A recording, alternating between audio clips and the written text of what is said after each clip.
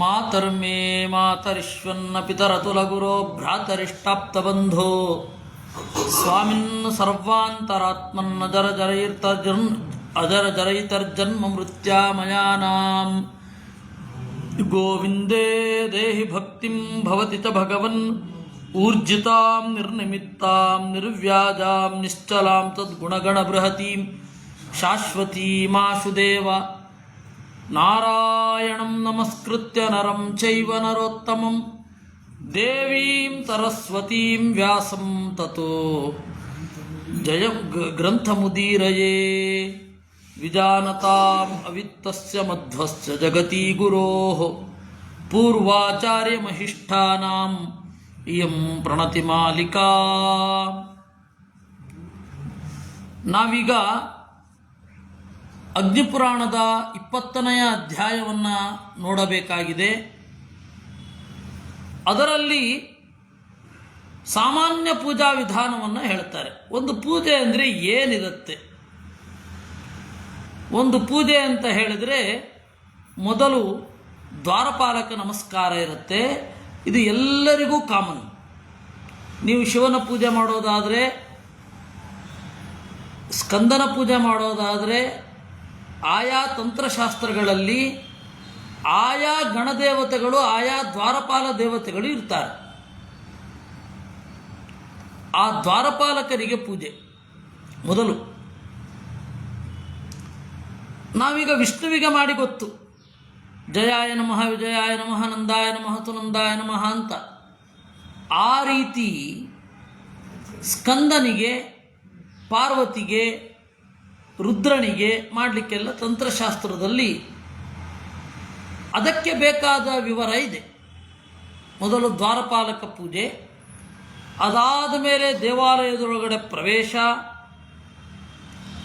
ಆಮೇಲೆ ಅವರ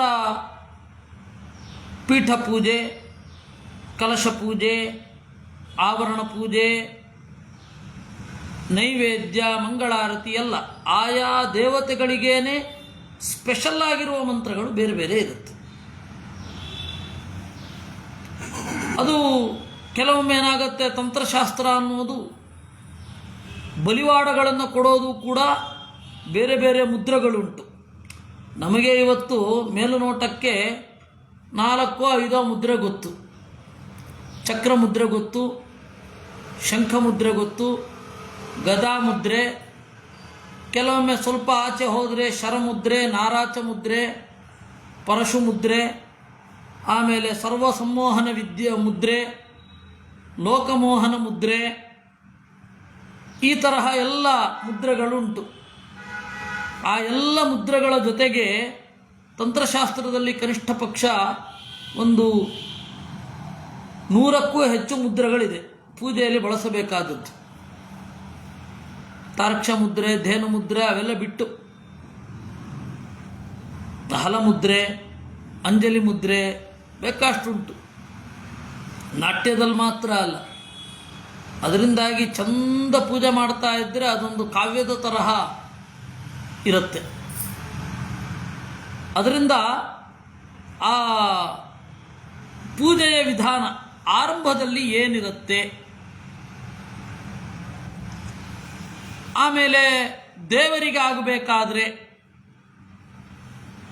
ಆವರಣ ಪೂಜೆ ಯಾವುದು, ದೇವರ ಆವರಣದಲ್ಲಿ ಸುತ್ತಮುತ್ತ ಮಧ್ವಾಚಾರ್ಯರು ತಂತ್ರಸಾರ ಸಂಗ್ರಹದಲ್ಲಿ ಹೇಳಿದ್ದಾರೆ, ವಿನಾಯಕ, ದುರ್ಗೆ, ಧರ್ಮ, ಅಧರ್ಮ, ವ್ಯಾಸ,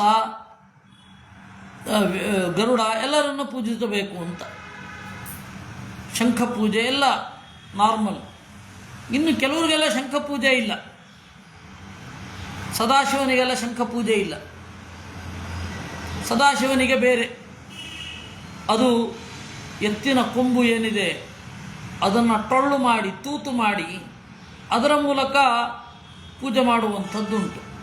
ಅದರಿಂದಾಗಿ ಆಯಾ ದೇವತೆಗಳಿಗೆ ಅವರದ್ದೇ ಆಗಿರುವಂತಹ ಪಾತ್ರೆ, ಅಂದರೆ ಬೇಸಿಕ್ ಅಭಿಷೇಕ ಮಾಡಲಿಕ್ಕೆ ಇತ್ಯಾದಿಗಳಿಗೆಲ್ಲ ಅವರದ್ದೇ ಆದ ಪೂಜಾ ವಿಧಾನಗಳುಂಟು. ಈ ರೀತಿ ಪೂಜೆ. ಇನ್ನು ಆಸನ,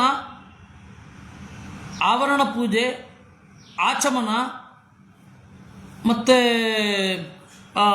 ಪುನರಾಚಮನ, ಅರ್ಘ್ಯ, ಅಭಿಷೇಕ ಮೊದಲಾದ ಎಲ್ಲ ಷೋಡಶೋಪಚಾರ ಕಾಮನ್. ನೀವೀಗ ಗೌರಿ ಪೂಜೆ ಮಾಡಿಸ್ಬೇಕಾದ್ರೂ ಕೂಡ ಗಮನಿಸಿ, ಸ್ವರ್ಣ ಗೌರಿ ಪೂಜೆ ಮಾಡಿಸ್ತಾರೆ, ಅಲ್ಲಿಯೂ ಕೂಡ ಆವಾಹನ ಕಾಮನ್, ಉಳಿದದ್ದೆಲ್ಲ ಕಾಮನ್. ಆದರೆ ಆವಾಹನ ಮಾಡಿಸುವಾಗ 2 ಪುಸ್ತಕ ಇದೆ. ಒಂದು ಸಟೀಕಾ ವ್ರತರತ್ನಮಾಲ, ಇನ್ನೊಂದು ಈಗ ಇತ್ತೀಚೆಗೆ ರಾಯರ ಮಠದವರು ತಂದಿರುವಂತಹ ಒಂದು ವ್ರತರತ್ನಮಾಲ. ಆ ಸಟೀಕಾ ವ್ರತರತ್ನಮಾಲ ಅಂತ ಇತ್ತಲ್ಲ, ಹಳೇದು, ಮೊದಲೆಲ್ಲರ ಕೈನಲ್ಲಿತ್ತಲ್ಲ, ಅದರಲ್ಲಿ ಬಿಂಬ ಹಾಗೂ ಪೂಜಕನ ಐಕ್ಯವನ್ನು ಚಿಂತನೆ ಮಾಡುವ ಒಂದು ಭಾಗ ಇದೆ. ಎಲ್ಲರೂ ಅದನ್ನೇ ಮಾಡಿಸ್ತಾ ಇದ್ದದ್ದು ಇಷ್ಟು ದಿವಸ. ನಾನು ಕುತೂಹಲದಿಂದ ಅದನ್ನು ಓದಲಿಕ್ಕೆ ಹೋದಾಗ, ಅಯ್ಯೋ ಇದನ್ನೆಲ್ಲ ಯಾಕೆ ಮಾಡಿಸ್ತಾ ಇದ್ದಾರೆ, ಶಾಕ್ತರು ಮಾಡುವಂಥದ್ದು ಅಂತಂದೆ. ಆಗ ನಮ್ಮಪ್ಪ ಹೇಳಿದ್ರು, ನಾನು ನಮ್ಮಮ್ಮನಿಗೂ ಇದನ್ನೇ ಹೇಳಿದೆ, ಆದರೆ ಕೇಳಲಿಲ್ಲ, ಇದನ್ನು ಮಾಡಿಸು ಅಂತ ಹೇಳಿ ಮಾಡಿಸ್ತಾ ಇದ್ದೇನೆ ಅಂತ. ಆಮೇಲೆ ರಾಯರ ಮಠದ ಪುಸ್ತಕ ಬಂದಿದ್ದು, ಅವರು ಪರಿಷ್ಕಾರ ಮಾಡಿ ಅದನ್ನು ಆ ಬಿಂಬ ಮತ್ತು ಪ್ರತಿಬಿಂಬದ ಐಕ್ಯದ ಚಿಂತನೆಯನ್ನು ದೂರ ಮಾಡಿ ಅದಕ್ಕೆ ಇದನ್ನು ಹಾಕಿದ್ರೆ ಆಯಿತು, ಅಂತರ್ಯಾಮಿ ಚಿಂತನೆ ಮಾಡಿದ್ರೆ ಮುಗಿತು, ಆ ತರಹ ಮಾಡಿದ್ದಾರೆ. ಯಾಕೆ ಹೇಳಿದ್ದು ನಾನು ಅಂತಂದರೆ, ಪೂಜೆ ಮಾಡಬೇಕಾದ್ರೆ ಕಾಮನ್ ಷೋಡಶೋಪಚಾರ ಇದ್ದೇ ಇರುತ್ತೆ. ಆ ಷೋಡಶೋಪಚಾರಕ್ಕೆ ನಾವು ಏನೇನು ಮಾಡ್ತೀವಿ ಅಂತ ಏನು ಬೇಕಾದ್ರೆ ಸೇರಿಸ್ಬೋದು. ಪೂಜೆ ಮತ್ತು ಸಂಧ್ಯಾ ವಂದನೆ ಅನ್ನೋದೇನಿದೆ, ಎಷ್ಟೂ ಹಿಗ್ಗಿಸಿಕೊಳ್ಳಬಹುದು. ಇದೊಂದು ಗೊತ್ತಿರಲಿ ನಿಮಗೆ. ಷೋಡಶೋಪಚಾರ ಪೂಜೆ ಅಂತನ್ನೋದು ಮಾಡಲೇಬೇಕಾದದ್ದು, ಉಳಿದಂತೆ ಎಷ್ಟೂ ಹಿಗ್ಗಿಸಬಹುದಾದದ್ದು, ಎಷ್ಟು ಬೇಕಾದರೂ ಹಿಗ್ಗಿಸಬಹುದು ಪೂಜೆಯನ್ನು.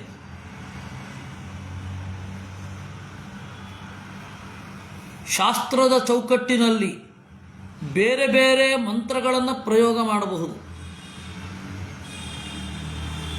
ಇವಾಗ ನಾನು ಪುಷ್ಪಾರ್ಚನೆಯನ್ನು ಮಾಡ್ತೇನೆ, ಆ ಪುಷ್ಪದಲ್ಲಿ ನೀವು ಯಾವ ಮಂತ್ರವನ್ನು ಬೇಕಾದ್ರೂ ಹೇಳಬಹುದು, ಈ ಮಂತ್ರದಿಂದ ಅರ್ಚನೆ ಮಾಡ್ತೇನೆ ಅಂತ. ಹಾಗೆ ಅಭಿಷೇಕ, ಮೊದಲು ಜೇನುತುಪ್ಪಾದಿಗಳಿಂದ ಅಭಿಷೇಕ ಮಾಡಿ ಆಮೇಲೆ ನೀರಿನಿಂದ ಅಭಿಷೇಕ ಮಾಡಬಹುದು. ಅದು ಒಳಗೊಳ್ಳಲೇಬೇಕು ಅಂತಿಲ್ಲ, ಒಳಗೊಳ್ಳಬಹುದು. ಈ ರೀತಿ ನಿಯಮ ಇರುತ್ತೆ, ಆಯಿತಾ? ಅದನ್ನು ನಿರೂಪಣೆ ಮಾಡುತ್ತೆ. ಸಾಮಾನ್ಯ ಪೂಜಾ ವಿಧಾನ ವರ್ಣನಂ ನಾಮ ವಿಂಶೋಧ್ಯಾಯ, ಏಕವಿಂಶೋಧ್ಯಾಯ, ಮೊದಲನೆಯ 21ನೆಯ ಅಧ್ಯಾಯ.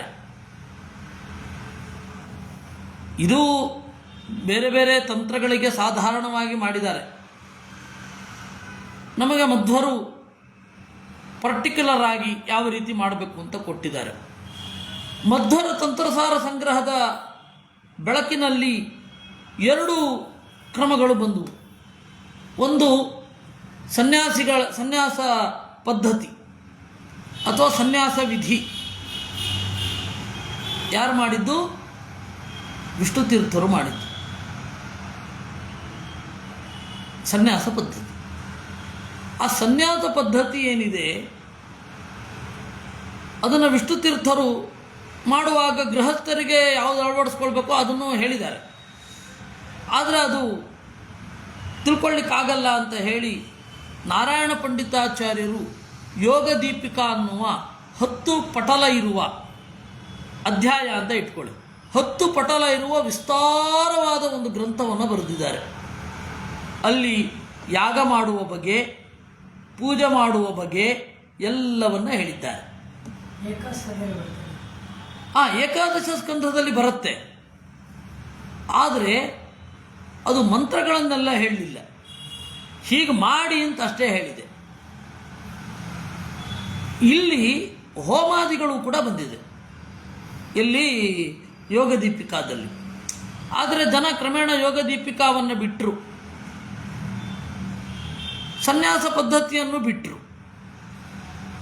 ನಾವೀಗ ಮಾಡುವಂತಹ ಪೂಜಾ ವಿಧಾನ ಸ್ವಲ್ಪ ಮಟ್ಟಿಗೆ ಜಯತೀರ್ಥರ ಒಂದು ಗ್ರಂಥ ಇದೆ, ಹೇಗೆ ಮಾಡಬೇಕು ಅಂತ ಹೇಳಿ ಅದನ್ನು ಇಟ್ಟುಕೊಂಡು ಮಾಡ್ತಾ ಇದ್ದಾರೆ ಎಲ್ಲ. ಆ ಪದ್ಯಮಾಲ ಬಿಟ್ಟು ನಾವು ನಾರಾಯಣ ಪಂಡಿತರ ಮತ್ತು ಇದನ್ನು ನೋಡಬೇಕು. ನಾನು ಜಯತೀರ್ಥರದ್ದನ್ನು ಬಿಡಬೇಕು ಅಂತ ಹೇಳ್ತಾ ಇಲ್ಲ, ಪ್ರಾಚೀನರದ್ದನ್ನು ನೋಡಬೇಕು ಅಂತ ಅಷ್ಟೇ ಹೇಳ್ತಾ ಇದ್ದೇನೆ. ಹೀಗೆ ಸ್ವಲ್ಪ ವ್ಯತ್ಯಾಸ ಇದೆ, ಸ್ವಲ್ಪ ವ್ಯತ್ಯಾಸ ಇದೆ, ಇರಲೇಬೇಕಲ್ಲ, ಇದ್ರೆ ಮಾತ್ರ ಬರೀತಾರೆ. ಇವಾಗ ಜಯತೀರ್ಥರಿಗೆ ವ್ಯತ್ಯಾಸ ಮಾಡಬೇಕು ಅಂತ ಅನಿಸಿದ್ದಕ್ಕೆ ಬರೆದಿದ್ದಾರೆ ಅವರು. ಹಾಗೆ ನಾವು ಅದನ್ನು ನೋಡಿ, ಎರಡನ್ನು ನೋಡಿ ನಮಗೆ ಯಾವುದು ಚಂದ ಅಂತ ಅನಿಸುತ್ತೆ, ನಮಗೆ ಯಾವುದು ಈ ರೀತಿ ಮಾಡಿದ್ರೆ ನನಗೆ ಅನುಸಂಧಾನಕ್ಕೆ ಉಪಯುಕ್ತ ಅಂತ ಅನಿಸುತ್ತೆ, ಅದನ್ನು ಮಾಡ್ಬೋದು. ಅಲ್ಲಿ ಅನುಸಂಧಾನಕ್ಕೆ ಉಪಯೋಗ ಆಗ್ತಾ ಇದೆ ಅನ್ನೋದು ಮುಖ್ಯ. ಇನ್ನು ಪೂಜಾಧಿಕಾರ ಮಾಡಬೇಕಾದ್ರೆ ಏನು ಮಾಡಬೇಕು? ಪೂಜಾಧಿಕಾರ ಸಿದ್ಧಿಗಾಗಿ ಸ್ನಾನಾದಿಗಳನ್ನು ಮಾಡಬೇಕು. ಆ ಸ್ನಾನದ ಬಗ್ಗೆ ಸುಮಾರು ಶ್ಲೋಕಗಳನ್ನು ನಿರೂಪಣೆ ಮಾಡ್ತಾರೆ, 9 ಶ್ಲೋಕಗಳಲ್ಲಿ ಮಾಡ್ತಾರೆ. ಅದನ್ನು ನಾನು ಒಂದೊಂದೇ ಶ್ಲೋಕವನ್ನು ತಗೊಂಡು ಹೇಳ್ತೇನೆ. ವಕ್ಷೇ ಸ್ನಾನಂ ಕ್ರಿಯಾದ್ಯರ್ಥಂ ನೃಸಿಂಹೇನ ತು ಮೃತ್ತಿಕಂ ಗೃಹೀತ್ವಾ ತಾಂ ದ್ವಿಧಾ ಕೃತ್ವಾ ಮಲಸ್ನಾನಮಥೈಕಯಾಂ. ನರಸಿಂಹನನ್ನು ನೆನಪಿಸಿಕೊಂಡು ಮೃತ್ತಿಕೆಯನ್ನು ತಗೊಳ್ಬೇಕು ಅಂತ, ವರಾಹನನ್ನು ನೆನಪಿಸ್ಕೊಂಡು ತಗೊಳ್ಬೇಕು ಅಂತ ವೇದ. ನಿಮ್ಗೆ ಯಾವುದು ತಲೆಗೆ ಬರುತ್ತೋ ಅದನ್ನು ಮಾಡಬೇಕು. ನರಸಿಂಹ ಬಂದರೆ ನರಸಿಂಹ, ವರಾಹ ಬಂದರೆ ವರಾಹ. ಅದರಲ್ಲಿ ಮಲಸ್ನಾನವನ್ನು ಮಾಡಬೇಕು ಅಂತ. ಈಗ ಸೋಪನ್ನು ಬಳಸ್ತಾ ಇದ್ದೇವೆ ನಾವು, ಆವಾಗ ಕೆಮ್ಮಣ್ಣನ್ನು ಹಚ್ಕೊಳ್ತಾ ಇದ್ವಿ, ಮೈ ಪರಿಮಳ ಭರಿತವಾಗಿಯೇ ಇರೋದು, ಅದೇನು ಇದಲ್ಲ. ನಿಮಜ್ಜ ಆಚಮ್ಯ ವಿನ್ಯಸ್ಯ ಸಿಂಹೇನ ಕೃತರಕ್ಷಕ ವಿಧಿಸ್ನಾನಂ ತತಃ ಕುರ್ಯಾತ್ ಪ್ರಾಣಾಯಾಮ ಪುರಸ್ಸರಂ. ಆಮೇಲೆ ಪ್ರಾಣಾಯಾಮ ಮಾಡಿ ಸ್ನಾನಕ್ಕೆ ಇಳಿಬೇಕು. ಹೃದಯ ಧ್ಯಾಯನ್ ಹರಿಂ ದೇವಂ ಮಂತ್ರೇಣ ಅಷ್ಟಾಕ್ಷರೇಣ ಹಿ ತ್ರಿಧಾ ಪಾಣಿ ತಲಂ ಮೃತ್ಸಾಂ ದಿಗ್ಬಂಧಂ ಸಿಂಹ ಜಪ್ತತಃ. ನಾರಾಯಣ ಅಷ್ಟಾಕ್ಷರವನ್ನು ಜಪ ಮಾಡ್ತಾ ಕೈಗೆ ಚೆನ್ನಾಗಿ ಮೃತ್ತಿಕೆಯನ್ನು ಹಚ್ಚಿಕೊಂಡು ಇಳಿಬೇಕು. ಆಮೇಲೆ ದಿಗ್ಬಂಧಂ ಸಿಂಹ ಜಪ್ತತಃ, ಸಿಂಹ ನರಸಿಂಹನನ್ನು ಜಪ ಮಾಡ್ತಾ ದಿಗ್ಬಂಧನ ಮಾಡಬೇಕು. ಈಗ ಇದನ್ನೇನು ಮಾಡ್ತಾ ಇಲ್ಲ ನಾವು,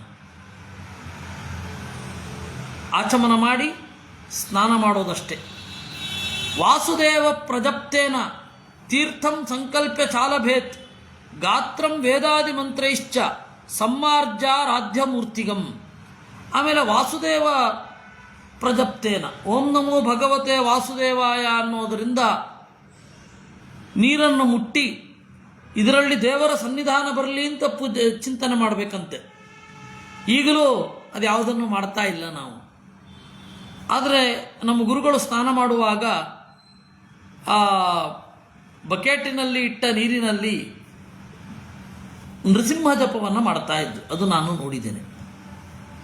ಅವರಿಗೆ ಸ್ನಾನ ಮಾಡಿಸ್ಲಿಕ್ಕೆ ಅಂತ ನಾನು ಕಡಿಮೆ ಹೋಗಿದ್ದು, ವಾಸ್ತವವಾಗಿ ಬಹಳ ಹೋಗಿದ್ದು ನಮ್ಮ ದಿಲೀಪ್ ಅವರು,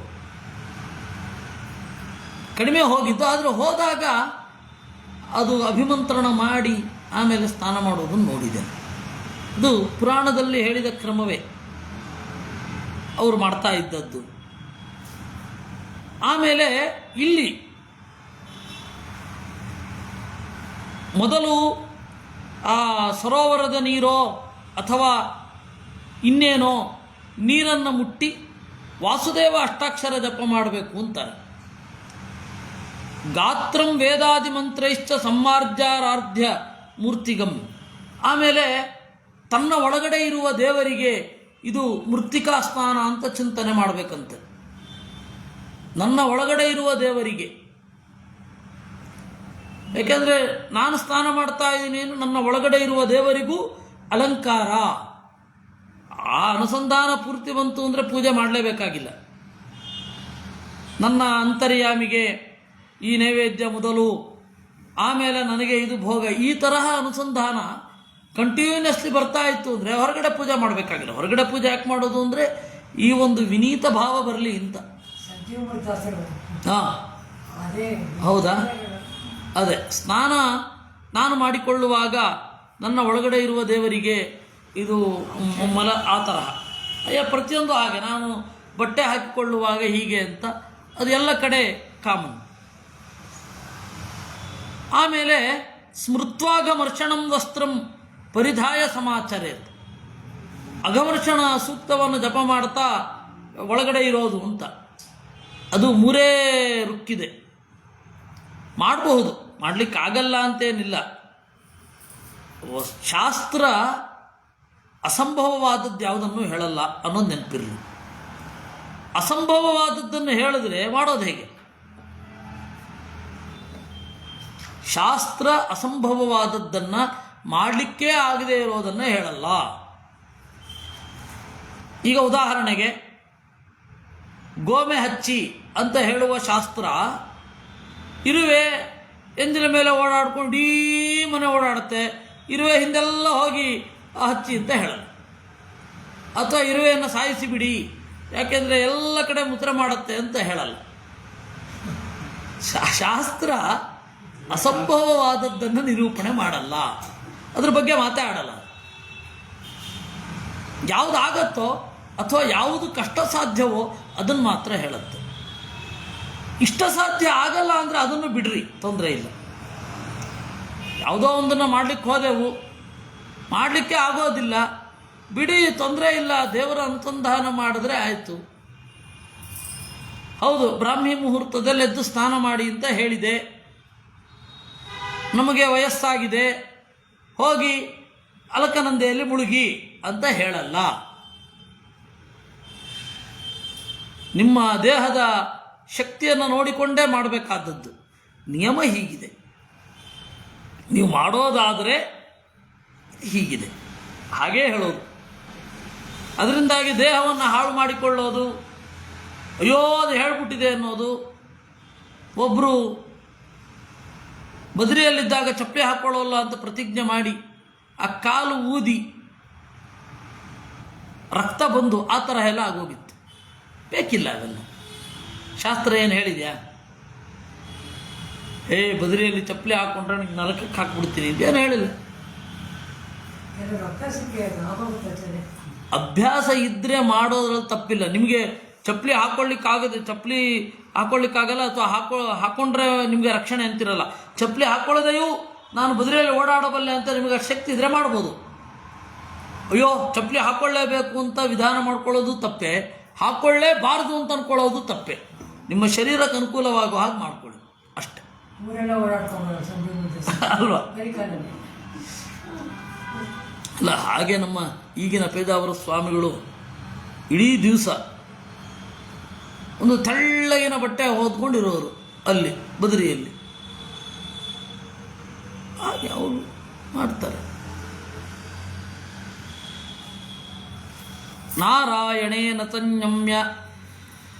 ಅದರಿಂದಾಗಿ ಅಘಮರ್ಷಣ ಸೂಕ್ತವನ್ನು ಜಪ ಮಾಡೋದು ಅನ್ನೋದ್ರ ಬಗ್ಗೆ ನಾನು ಹೇಳಿದ್ದು.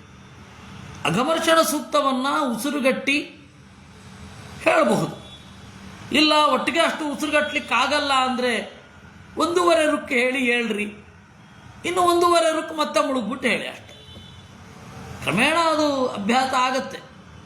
3 ರುಕ್ ಇರೋದೇ 3 ರುಕ್, ಅದು 6 ಮಂತ್ರ ಮನಸ್ಸಿನಲ್ಲಿ ಅಂದುಕೊಳ್ಳಿಕ್ಕೆ ಆರಾಮ.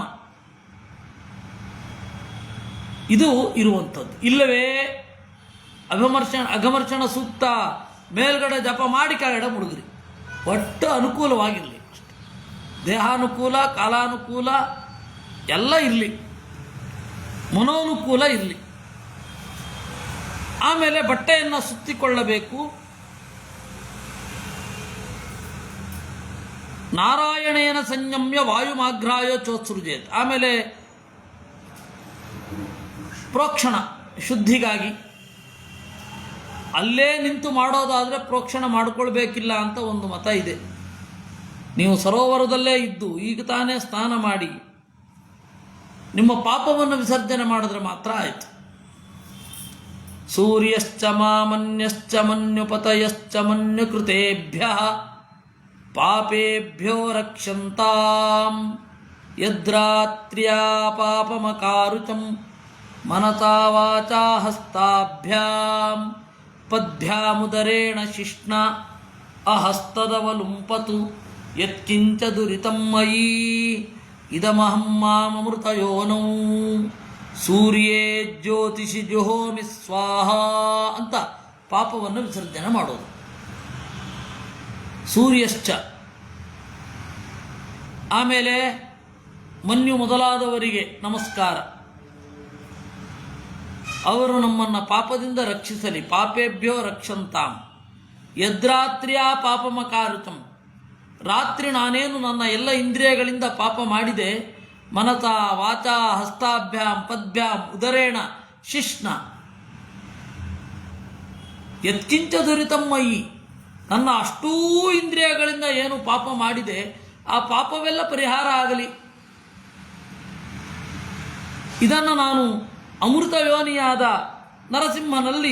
ನರಸಿಂಹನೆಂಬ ಬೆಂಕಿಯಲ್ಲಿ ಹಾಕ್ತೇನೆ, ಭಸ್ಮ ಆಗಲಿ ಅಂತ ಹೇಳಿ ಆ ನೀರನ್ನು ತಗೊಂಡು ಅದರಲ್ಲಿ ಉಸಿರಿನ ಮೂಲಕ ಬಿಟ್ಟು ಅದನ್ನು ಪಕ್ಕಕ್ಕೆ ಹಾಕುವುದು. ಇದು ಕ್ರಮ. ಈ ಕ್ರಮ ಮಾಡಿ ಇದನ್ನು ಸಂಧ್ಯೆ ಇದರಲ್ಲಿ ಉಲ್ಟಾಗತ್ತೆ. ಯದಹನಾ ಕುರುತೆ ಪಾಪಂ, ಬೆಳಗ್ಗೆ ಮಾಡಿದ ಪಾಪ ಎಲ್ಲ ರಾತ್ರಿ ಪರಿಹಾರ ಆಗಲಿ ಅಂತ ಹೀಗೆ ಮಾಡಬೇಕು. ಆಮೇಲೆ ಜಪ ಮಾಡಿ ಅರ್ಘ್ಯ ಪ್ರದಾನ ಮಾಡಿ ಮಂತ್ರಗಳನ್ನು ಜಪ ಮಾಡಿ ಮಂತ್ರಾನ್ ದಿಕ್ಪಾಲ ಪರ್ಯಂತಾನ್, ದಿಕ್ಪಾಲಕರ ತನಕದ ಮಂತ್ರ. ಇಂದ್ರಾಯ ನಮಃ, ಅಗ್ನಯೇ ನಮಃ, ಅದು ನಿಮಗೆ ಪುರುತೋತ್ತಿತ್ತು ಅಥವಾ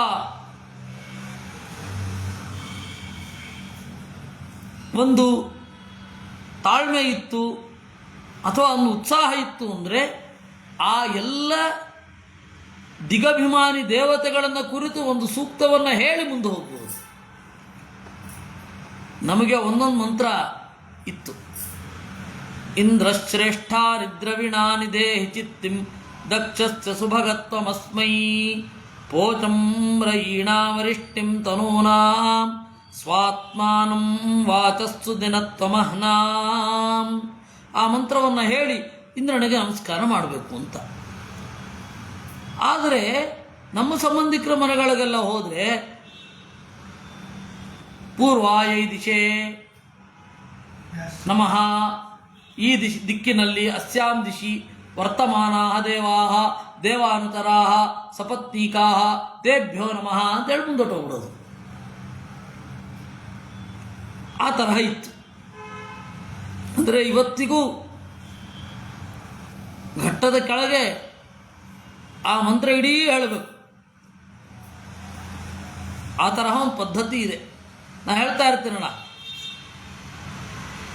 ಸಂಧ್ಯಾ ವಂದನೆಯನ್ನು ಎಷ್ಟೂ ಹಿಗ್ಗಿಸಿಕೊಳ್ಳಬಹುದು ಅಂತ. ನೋಡಿ ಇವೆಲ್ಲ ಹಾಗೆ ಮಂತ್ರಾನ್ ದಿಕ್ಪಾಲ ಪರ್ಯಂತಾನ್, ಆಮೇಲೆ ಋಷಿಗಳಿಗೆ ನಮಸ್ಕಾರ, ಪಿತೃಗಳಿಗೆ ನಮಸ್ಕಾರ, ಮನುಷ್ಯರಿಗೆ ನಮಸ್ಕಾರ, ಸರ್ವಭೂತಗಳಿಗೆ ನಮಸ್ಕಾರ, ಸ್ಥಾವರಕ್ಕೆ ನಮಸ್ಕಾರ, ಆಮೇಲೆ ಪಿಶಾಚಗಳಿಗೆ, ರಾಕ್ಷಸರಿಗೆ, ಎಲ್ಲರಿಗೆ ನಮಸ್ಕಾರ. ನ್ಯಸ್ಯ ಚಾತ್ಮನಿ ಸಂಹೃತ್ಯ ಮಂತ್ರಾನ್ಯಾಗ ಗೃಹಂ ವ್ರಜೇತ್ ಏವ ಮನ್ಯಾಸು ಪೂಜಾಸು ಮೂಲಾದ್ಯೈ ಸ್ನಾನಮಾಚರೇತ್. ಆಮೇಲೆ ಯಾಗಗೃಹಕ್ಕೆ ಹೋಗಬೇಕು. ಅವಾಗೆಲ್ಲ ಸಂಧ್ಯಾವಂದನೆ ಮಾಡಿದ ಮೇಲೆ ಅಗ್ನಿಹೋತ್ರ ಮಾಡಿ ಹೊರಗಡೆ ಬರೋದು. ಹಾಗಿತ್ತು ಪದ್ಧತಿ. ಆಮೇಲೆ ಕ್ರಮೇಣ ಈ ಪ್ರತಿಮಾರಾಧನೆ ಮುಂದೆ ಬಂತು. ಯಾಕೆಂದರೆ ಅಗ್ನಿಯಲ್ಲಿ ಕಾಣಲಿಕ್ಕೆ ಆಗ್ತಾ ಇಲ್ಲ ಅಂತಂದಾಗ ಪಂಚರಾತ್ರದಲ್ಲಿ ಹೇಳಿದಂತೆ ಪ್ರತಿಮಾರಾಧನೆಯನ್ನು ಈಗಿಂದ ಶುರು ಮಾಡಿ ಅಂತ. ಯಾಕೆಂದರೆ ವಸಿಷ್ಠ ವಾಮದೇವಾದಿಗಳೆಲ್ಲ ನಂತರವೇ ಸ್ನಾನ ಮಾಡಿ ಬಂದು ಒಣಗಿದ ಬಟ್ಟೆ ಉಟ್ಕೊಂಡು ಮಡಿಕೋಲಿನಿಂದ ತೆಗೆದು ಗೋಪಿ ಚಂದನ ಹಚ್ಚಿಕೊಂಡು ಹಾಗೇ ಪೂಜೆ ಮಾಡ್ತಾ ಇದ್ರು ಅಂತ ಅಲ್ಲ. ಯಾಕೆಂದರೆ ಅವ್ರ ಕಾಲದಲ್ಲಿ ಕೃಷ್ಣನ ಮೃತ್ಯುಕ್ಕೆ ಕೃಷ್ಣನೇ ಬಂದಿರಲಿಲ್ಲ, ವಸಿಷ್ಠರು ರಾಮನ ಹತ್ರ ಇದ್ದಾಗ. ಅವಾಗೆಲ್ಲ ಸ್ವಲ್ಪ ಬೇರೆ ಪದ್ಧತಿ. ಗೊತ್ತಾಕೋ ಅಂದ್ಕೊಂಡೆ, ಬಹಳ ದಿವಸ ಆಯಿತು. ಹಾಗೆ ಪೂಜಾಕ್ರಮದ ಇತಿಹಾಸ ಅನ್ನೋದು ಮೊದಲು ಅಗ್ನಿ ಕೇಂದ್ರಿತವಾಗಿ ಈಗ ಮೂಲ ಪ್ರತಿಮಾ ಕೇಂದ್ರಿತವಾಗಿ ಬಂದಿದೆ. ಅದರಿಂದ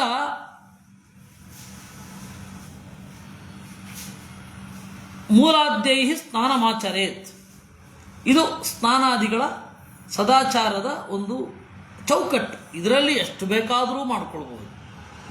ಅದೇ ಹೇಳಿದ್ನಲ್ಲ, ಅದಕ್ಕೆ ಇಯತ್ತ ಅನ್ನೋದೊಂದಿಲ್ಲ ಅಂತ. ಇನ್ನು ಪೂಜೆ ಮಾಡುವಾಗ ಎರಡು ನ್ಯಾಸವನ್ನು ಮಾಡಬೇಕು. ಒಂದು ತತ್ವನ್ಯಾಸ, ಇನ್ನೊಂದು ಮಾತೃಕಾನ್ಯಾಸ ಅಂತ. ಈ ತತ್ವನ್ಯಾಸ ಮಾತೃಕಾನ್ಯಾಸಗಳನ್ನು ದೇವರಿಗೂ ಮಾಡೋದುಂಟು, ನಮಗೂ ಮಾಡೋದಿದೆ. ನಮಗೆ ಯಾಕೆ ಮಾಡ್ಕೊಳ್ಬೇಕು? ದೇವತೆಗಳು ನಮ್ಮನ್ನು ರಕ್ಷಿಸಲಿ ಅಂತ. ದೇವತಾ ಪ್ರತಿಮೆಗೆ ಯಾಕೆ ಮಾಡಬೇಕು? ದೇವರ ಆಯಾ ಅಂಗಾಂಗಗಳಲ್ಲಿ ಇವರು ನೆಲೆಗೊಂಡಿರ್ತಾರೆ ಅಂತ. ನೇರವಾಗಿ ದೇವರ ಆಕಾರವನ್ನು ಚಿಂತನೆ ಮಾಡಿ ಆಮೇಲೆ ಇದನ್ನು ಧ್ಯಾನ ಮಾಡಿದ್ರೆ ಅದು ಓಕೆನೆ. ಆದರೆ ಹಾಗೆ ಮಾಡಲಿಕ್ಕಾಗಲ್ವಲ್ಲ. ಆ ಪ್ರತಿಮೆಯ ಮಾಧ್ಯಮದಲ್ಲಿ ಆಯಾ ತತ್ವಗಳು ಅಲ್ಲಿ ನೆಲೆಗೊಂಡಿವೆ, ಆಯಾ ಕೆಲಸ ಮಾಡ್ತವೆ ಅಂತ ಚಿಂತನೆ ಮಾಡೋದೇನಿದೆ ಅದು ಕ್ರಮ, ತತ್ವನ್ಯಾಸ. ಇನ್ನು ಮಾತೃಕಾನ್ಯಾಸ ಅದು ಮಾಡೋದ್ರಿಂದ ದೇವರ ಆಯಾ ಅವಯವಗಳನ್ನು ಅದು ಹೇಳ್ತಾ ಇದೆ. ಕೆಲವರು ಮಾತೃಕಾನ್ಯಾಸ ಮಾಡೋಲ್ಲ, ಕೆಲವರು ಮಾತೃಕಾನ್ಯಾಸನೂ ದೇವತಾ ಪ್ರತಿಮೆಯಲ್ಲಿ ಚಿಂತನೆ ಮಾಡ್ತಾರೆ. ನಮ್ಮಲ್ಲಂತೂ ಮಾಡಿಕೊಳ್ಳೇಬೇಕು. ಮಾತೃಕಾನ್ಯಾಸ ಮಾಡೋದು, ತತ್ವನ್ಯಾಸ ಮಾಡೋದು ದೇವರಲ್ಲಿ ಯಾವ ಕ್ರಮ ಅಂತ ಹೇಳಿದ್ರೆ, ನಾವು ವಿರಾಟ್ ರೂಪ ಚಿಂತನೆ ಮಾಡ್ತೇವಲ್ಲ ಆ ತರಹದ ತಾಂತ್ರಿಕ ಕ್ರಮ. ಭಾಗವತದಲ್ಲಿ ವಿರಾಟ್ ರೂಪದ ಚಿಂತನೆ ಅಂತ ಇದೆ.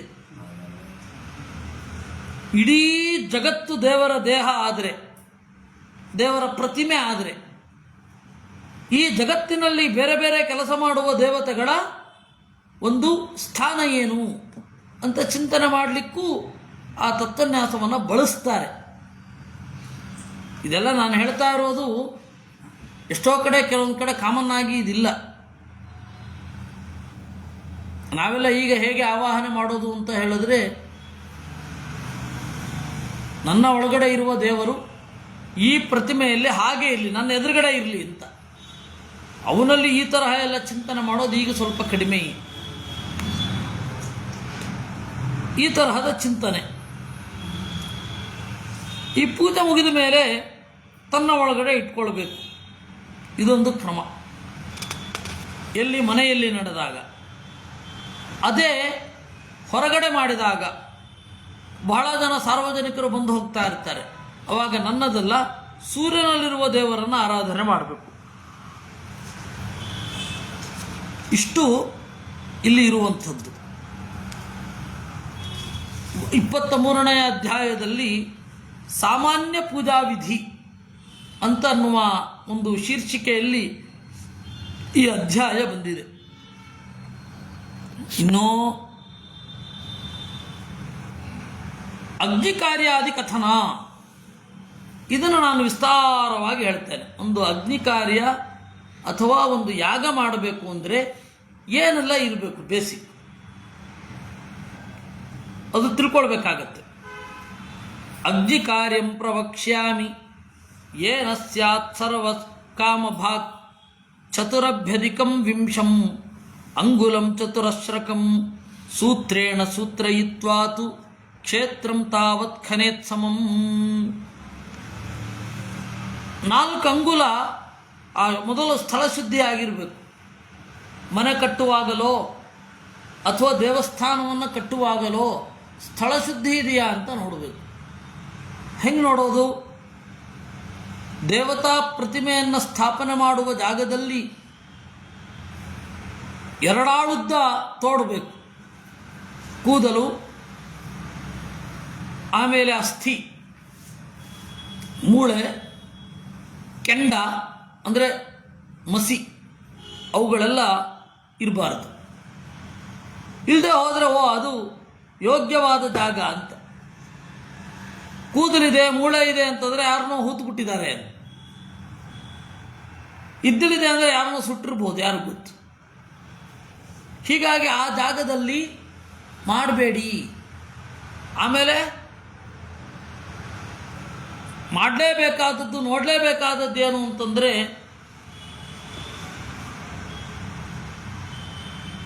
ರಾಮಾವೃತೆ ದಕ್ಷಿಣತಃ, ಹೂವಿನ ಗಿಡದ ಮಧ್ಯದಲ್ಲಿ ಇರಬೇಕು ಅಥವಾ ಮರಗಳ ಮಧ್ಯದಲ್ಲಿ ಇರಬೇಕು ದೇವಸ್ಥಾನ ಅನ್ನೋದು. ಮರ ಕತ್ತರಿಸೋದಲ್ಲ, ಮರಗಳ ಮಧ್ಯದಲ್ಲಿ ಇರಬೇಕು. ಮರ ಕತ್ತರಿಸಿದ್ರೆ ಏನು ಪ್ರಾಯಶ್ಚಿತ್ತ ಅಂತ ನಾನು ಹೇಳಿದ್ದೇನೆ. ವೇದರಾಜ ತೀರ್ಥರು ಅಂತನ್ನುವ ಸುಬ್ರಹ್ಮಣ್ಯ ಸ್ವಾಮಿಗಳಿಗೆ ರಾಮೈತಾಳರು ಅಂತನ್ನುವರು ಒಂದು ಲೆಟ್ರ್ ಬರೀತಾರೆ. ಅದು ತುಳು ಲಿಪಿಯಲ್ಲಿ ಈಗಲೂ ಇದೆ, ಅದನ್ನು ಇಟ್ಕೊಂಡಿದ್ದಾರೆ ಅವರು. ನಾನು ಅದನ್ನು ಕನ್ನಡಾನುವಾದ ಮಾಡಿ ನಿಮ್ಗೆ ಕೊಟ್ಟಿಲ್ಲ ಕಾಣುತ್ತೆ, ಅಥವಾ ಯಾವ ಥರ ಓದಿದ್ದೀನೋ ಗೊತ್ತಿಲ್ಲ, ಮರ್ತೋಗಿದೆ ನನಗೆ, ಪ್ರಾಯ ಮಾಡಿರಲಿಕ್ಕಿಲ್ಲ. ಅದರಲ್ಲಿ ಅವರೆಲ್ಲ ನಮಸ್ಕಾರ ಎಲ್ಲ ಮಾಡಿ ಹೇಳ್ತಾರೆ, ನಿಮ್ಮ ಮಠದವರು ಪತ್ರ ಬರೆದಿದ್ದಾರೆ ಅವರು, ನಿಮ್ಮ ಮಠದವರು ಕಾಯಂಬಾಡಿ ಅಂತ ಒಂದು ಜಾಗ, ಅಲ್ಲಿಂದಲೇ ಒಂದು ಸ್ವಲ್ಪ ದೂರ, ಅಲ್ಲಿ ಮರಗಳನ್ನು ಕತ್ತರಿಸ್ತಾ ಇದ್ದಾರೆ. ಮರ ಕತ್ತರಿಸಬೇಡಿ ಅಂತ ಹೇಳಿ ಯಾವ ಯಾವ ಮರವನ್ನು ಕತ್ತರಿಸಿದರೆ ಏನೇನು ಪ್ರಾಯಶ್ಚಿತ್ತ ಅಂತ ಇಷ್ಟುದ್ದಲ್ಲಿ ಇಷ್ಟಿದೆ. ಬರಡು ಮರ, ನೆರಳಿಲ್ಲ, ನೆರಳು ಕೊಡಲ್ಲ, ಅದನ್ನು ಕತ್ತರಿಸಿದ್ರು 5000 ಗಾಯತ್ರಿ ಮಂತ್ರ ಜಪವನ್ನು ಪ್ರಾಯಶ್ಚಿತ್ತಕ್ಕಾಗಿ ಮಾಡಬೇಕು. ಹೂವು ಹಣ್ಣುಗಳಿದ್ರಂತೂ 1,00,000 ಹೂ ಕೊಡ್ತಾ ಇದೆ, ಹಣ್ಣು ಕೊಡ್ತಾ ಇದೆ, ನೆರಳು ಕೊಡ್ತಾ ಇದೆ ಆ ಮರ, ಅದನ್ನು ಕಡಿಬೇಕು ಅಂದರೆ 1,00,000 ಗಾಯತ್ರಿ ಜಪ ಮಾಡಬೇಕು.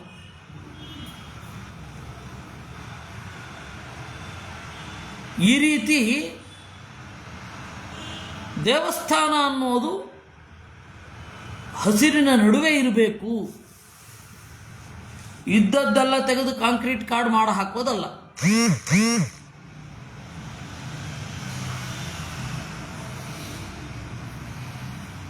ಆಮೇಲೆ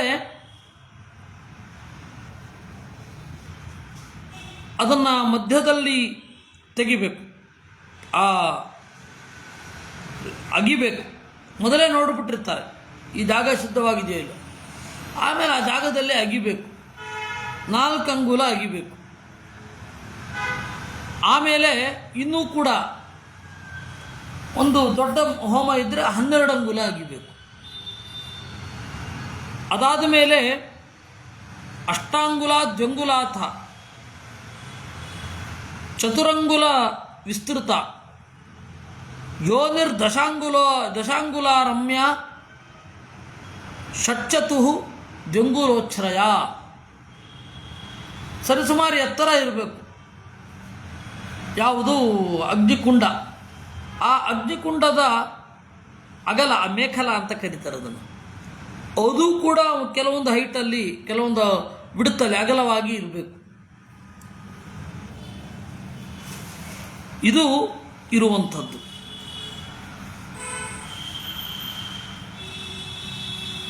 ಕ್ರಮಾತ್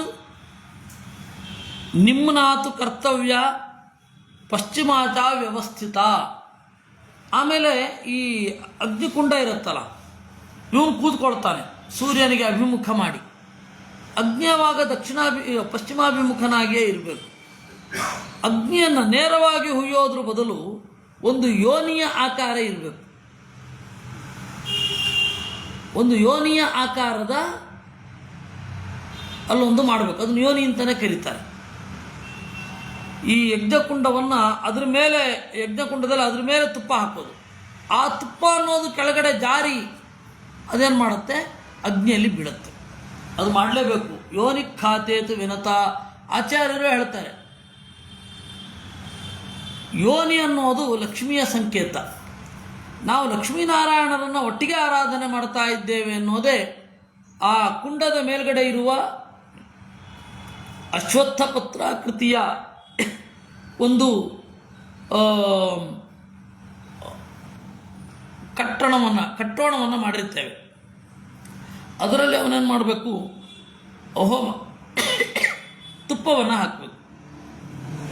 ದೇವರು ಲಕ್ಷ್ಮೀನಾರಾಯಣರು ಸಂಯುಕ್ತರಾಗಿ ನನಗೆ ಈ ಒಂದು ಫಲವನ್ನು ಕೊಡ್ತಾರೆ ಅಂತ ಚಿಂತನೆ ಮಾಡಬೇಕು.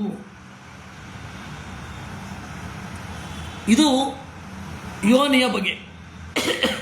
ಹೀಗೆ ವೈದಿಕರು ಕೂಡ ಯಾಗ ಮಾಡುವಾಗ ಯೋನಿ ಸಹಿತವಾಗಿಯೇ ಪೂಜೆ ಮಾಡೋದು. ಆದರೆ ನಮಗೆ ಲಕ್ಷ್ಮೀನಾರಾಯಣರ ಪವಿತ್ರ ಸನ್ನಿಧಾನ, ಇದನ್ನೇ ತಾಂತ್ರಿಕರು ವಿಕೃತವಾಗಿ ಮಾಡಿರೋದು. ಯೋನಿ ಪೂಜೆ ಅಂತಂದುಕೊಂಡು ಎಷ್ಟು ವಿಕೃತವಾಗಿ ಮಾಡಿದ್ದಾರೆ ಅಂತ ಹೇಳಿ ನೀವು ನೋಡಿ. ಅದರಿಂದ ಇಲ್ಲಿ ಇರೋದು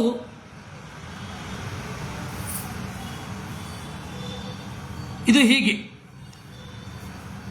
ಯೋನಿರ್ ದಶಾಂಗುಲಾರಮ್ಯ ಷಟ್ಚತುರ್ದ್ವಂಗುಲೋಚ್ಛ್ರಯ ಕ್ರಮಾನ್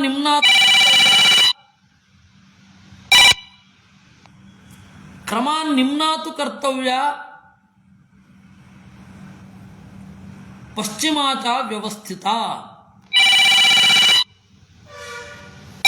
ಇದು ಒಂದೆರಡು ನಿಮಿಷ. ಆ 3 ಕುಂಡ ಇರುತ್ತೆ. ಆ ಕುಂಡದ ನೀವು ಪೂರ್ವ ಅಭಿಮುಖವಾಗಿ ಕೂತಾಗ ನೀವು ನೋಡಿ, ಯಜ್ಞಶಾಲೆನ ಈ ಸರ್ತಿ ಹೋದಾಗ ನೋಡಿ, ಕುಂಡವನ್ನು ನೋಡಿ, ಅಲ್ಲಿ ಮುಂದೆ ಅದು ಅಶ್ವತ್ಥ ಪತ್ರದ ಆಕೃತಿಯಲ್ಲಿ ಇರುತ್ತೆ. ಅದನ್ನೇ ಯೋನಿ ಅಂತ ಕರೀತಾರೆ. ಅದು ಲಕ್ಷ್ಮೀದೇವಿಯ ಸನ್ನಿಧಾನ ಇದೆ ಅಂತ ಅರ್ಥ. ಅದು ಕ್ರಮವಾಗಿ ಮೇಲ್ಗಡೆಯಿಂದ ಹೀಗೆ ಕೆಳಗಡೆ ಇರಬೇಕು. ನಾವು ಅದನ್ನು ಸ್ತ್ರೀ ಪುರುಷ ಶಕ್ತಿಗಳ ಸಮಾವೇಶ ಅಂತ ಚಿಂತನೆ ಮಾಡಬೇಕು. ಇದು ಮಧ್ವಾಚಾರ್ಯರು ತಂತ್ರಸಾರ ಸಂಗ್ರಹದಲ್ಲಿ ಹೇಳುವಂತಹ ರಹಸ್ಯ. ಲಕ್ಷ್ಮೀನಾರಾಯಣರ ಸನ್ನಿಧಾನ ಆಗ್ತಾ ಇದೆ ಅಂತ ಚಿಂತನೆ ಮಾಡಬೇಕು. ಇದನ್ನು ಮೇಲೆ ತಪ್ಪರ್ಥ ಮಾಡಿಕೊಂಡು ಏನೇನೋ ಡೈವರ್ಟ್ ಮಾಡಿಕೊಂಡು ಬೇರೆ ಬೇರೆ ತಂತ್ರದಲ್ಲಿ ಏನೇನೋ ಆಗೋಗಿದೆ. ನಮ್ಮಲ್ಲಿರೋದಿಷ್ಟೇ. ಇದು ಯಜ್ಞವನ್ನು ಮಾಡುವಾಗ, ಆ ಯಜ್ಞ ಕುಂಡವನ್ನು ನಿರ್ಮಾಣ ಮಾಡುವಾಗ ಯೋನಿ ಇರಬೇಕು ಅನ್ನುವಂತಹ ಒಂದು ಭಾಗದ ತನಕ ನಾವು ನೋಡಿದೆವು. ಹೀಗೆ ಕುಂಡ ನಿರ್ಮಾಣ, ಅಗ್ನಿ ಕಾರ್ಯ ಮೊದಲಾದವುಗಳ ಬಗ್ಗೆ ಹೇಳೋಣ. ಇಲ್ಲೆಲ್ಲ ಸಂಸ್ಕಾರದ ಬಗೆಗೂ ಕೂಡ ಬರುತ್ತೆ. ಆಮೇಲೆ ನೆಕ್ಸ್ಟ್ ವಾಸುದೇವಾದಿ ಮಂತ್ರಗಳ ಲಕ್ಷಣ, ಇವೆಲ್ಲ ನಾವೆಲ್ಲ ತಿಳಿಯಲೇಬೇಕಾದದ್ದು. ಮುದ್ರಾ ಲಕ್ಷಣ, ದೀಕ್ಷಾದಾನ ವಿಧಿ. ಅದು ನಾವು ಈಗ ದೀಕ್ಷೆ ಕೊಡೋದು ಬೇರೆನೆ, ಅವತ್ತು ಬೇರೆನೇ ಥರ ಮಾಡ್ತಾ ಇದ್ರು. ಅದನ್ನೆಲ್ಲ ಇದೆ. ಅಭಿಷೇಕ, ಇದನ್ನೆಲ್ಲ ಸ್ವಲ್ಪ ನಾರಾಯಣ ಪಂಡಿತಾಚಾರ್ಯರು ನಿರೂಪಣೆ ಮಾಡಿದ್ದಾರೆ.